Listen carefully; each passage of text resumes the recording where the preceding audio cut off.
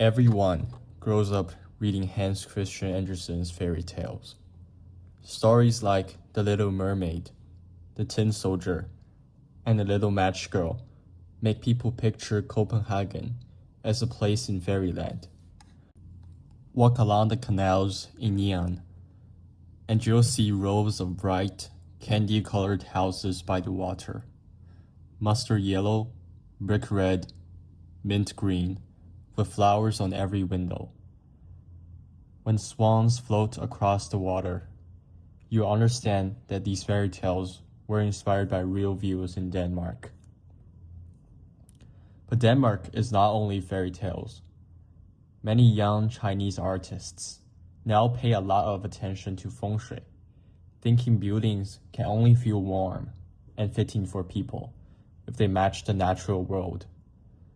Meanwhile, young Danish creators are asking themselves, besides colorful old houses, what else can we show the world? The answer can be found at the Opera House.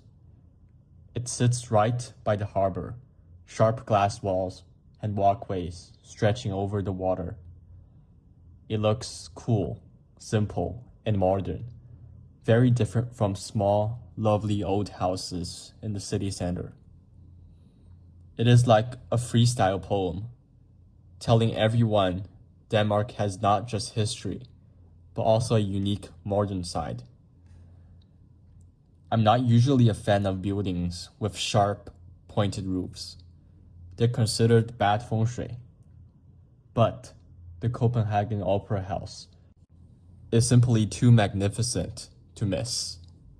So I've decided to go anyway and have dinner at Almanac, the fine dining restaurant on the Opera House's top balcony, overlooking the harbor.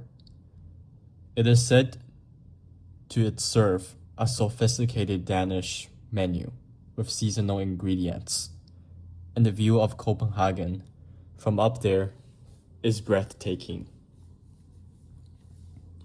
While ordering, the waiter recommended a very special course. Venison, deer meat. What? We can eat deer meat? We are very much astonished by what we heard.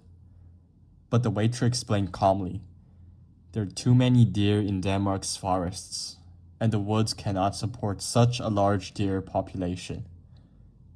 Eating venison here helps keep the local ecosystem balanced. It is not just a strange food for tourists. It is a way to live in harmony with nature. Again, I would like to quote Professor Peter Singer's opinion from Animal Liberation. This is exactly what I think. It is a lie to claim that the motive for the slaughter is concern for the animals. This attitude ignores the crucial fact that deer and other hunted animals are capable of feeling pleasure and pain. If in special circumstances, a wild animal population grows to such an extent that they damage their own environment, that the prospects of their own survival, or the environment of other animal with which they coexist, then it may be right for humans to take some supervisory action. If we were to make a serious effort to develop more humane methods of controlling the populations of wild animals in our reserves, we would not find it difficult to improve on present methods. As I left the Opera House, I realized Copenhagen is more than just a city of fairy tales.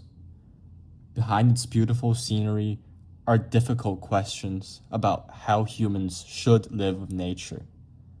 Denmark offers one answer, while Professor Peter Singer reminds us that animals are not just part of an ecosystem, but individuals capable of suffering. Perhaps the real challenge is to find a balance between protecting nature and respecting animal life.